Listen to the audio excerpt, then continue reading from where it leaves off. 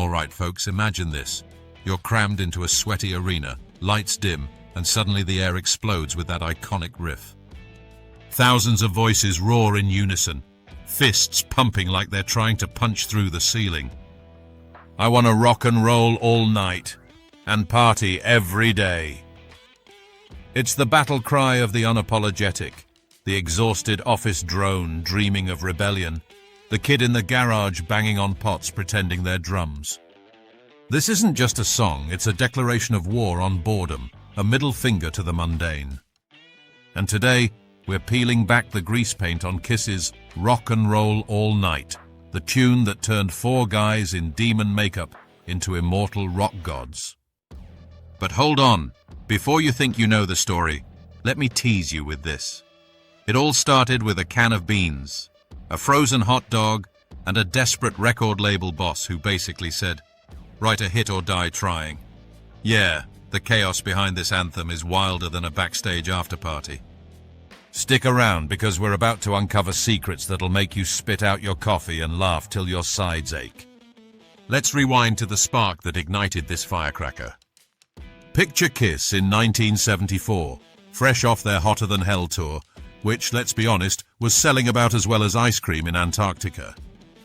The band's grinding it out on the road, playing to half-empty halls, when Neil Bogart, the big cheese at Casablanca Records, yanks them back to reality. "Boys," he says, or something like that, probably with more cigar smoke and fewer pleasantries. "You need an anthem. Something that screams, 'Kiss Army Unite!' Because right now your album's bombing harder than a bad comedy set." Paul Stanley and Gene Simmons, the dynamic duo of debauchery and makeup, take the challenge. They're holed up in LA, brains storming like a hurricane.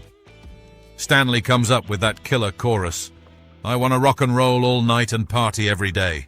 Simple, right?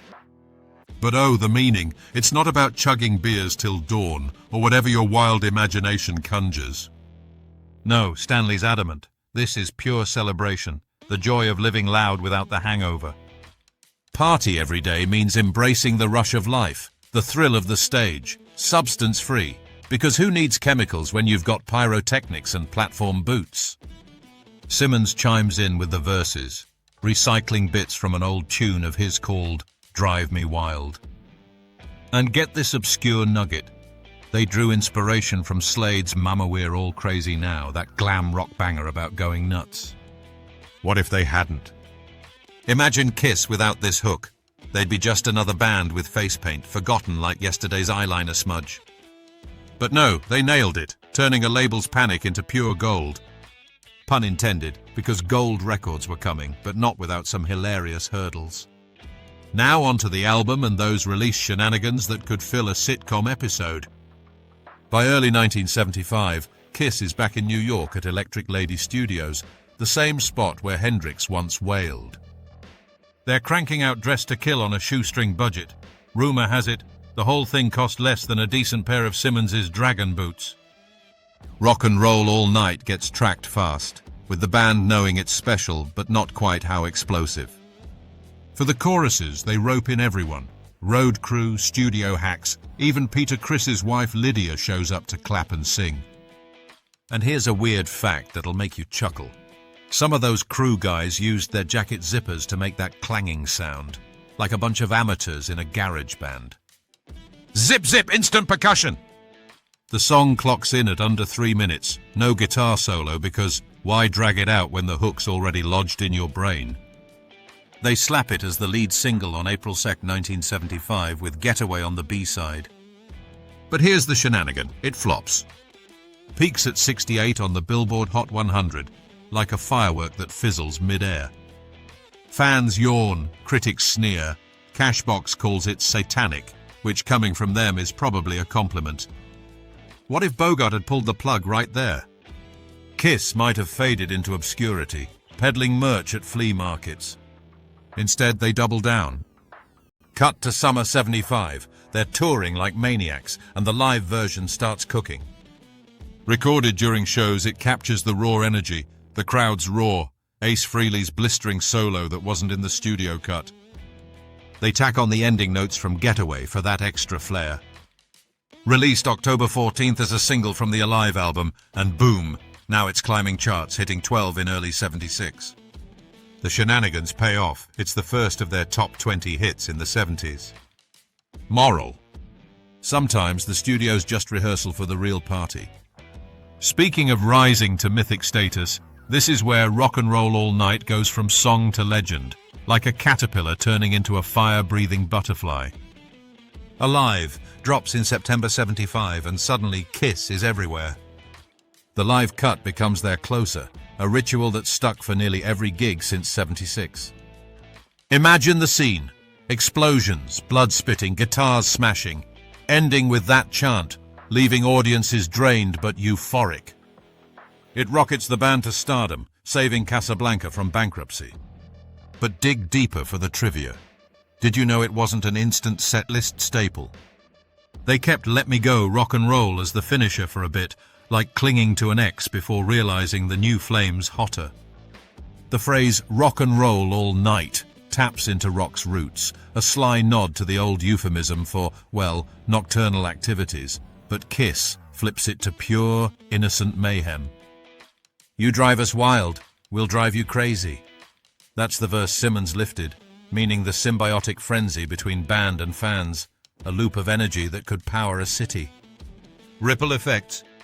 It cements Kiss as the kings of spectacle, influencing everyone from hair metal bands to modern pop extravaganzas.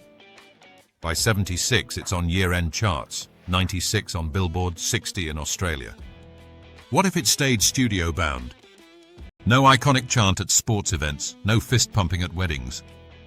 Instead, it spawns a culture of anthems. Think how it paved the way for bands to craft crowd-pleasers.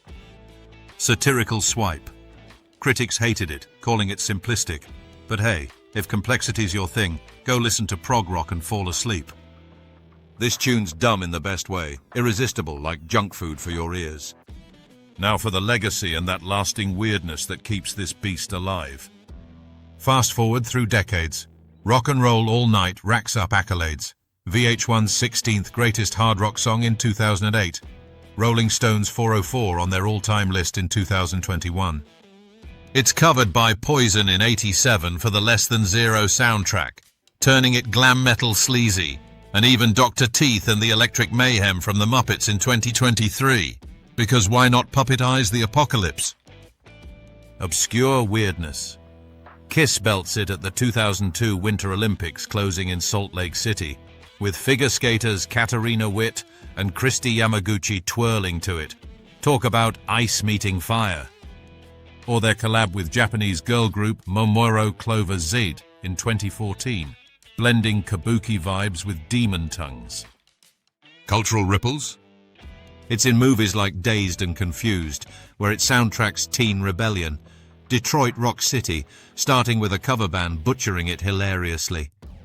Games 2, Guitar Hero, Tony Hawk, teaching kids to shred virtually. The meaning evolves. You show us everything you've got, becomes a call for authenticity in a filtered world. But the weirdness peaks with real-life impacts. Fans tattoo the lyrics, bands ape the formula, and it even pops in Applebee's ads, because nothing says appetizers half off like eternal partying. What if Kiss never toured Alive? We'd miss this cultural juggernaut, a song that's outlived trends, proving rock's not dead, it's just napping. Self-roast. Kiss merchandised everything from coffins to condoms, so why not bottle the essence of this tune as energy drinks? Because who wouldn't chug party everyday flavor? All right, we've rocked through the origins, the flops, the triumphs, and the bizarre afterlife of Rock and Roll All Nite. If this tale got your blood pumping, or at least made you snort laugh at the zipper percussion, smash that like button, subscribe for more deep dives into rock's underbelly, and hit the bell so you never miss a beat. Share your favorite Kiss memory in the comments. Maybe yours involves belting this at karaoke and scaring the normals.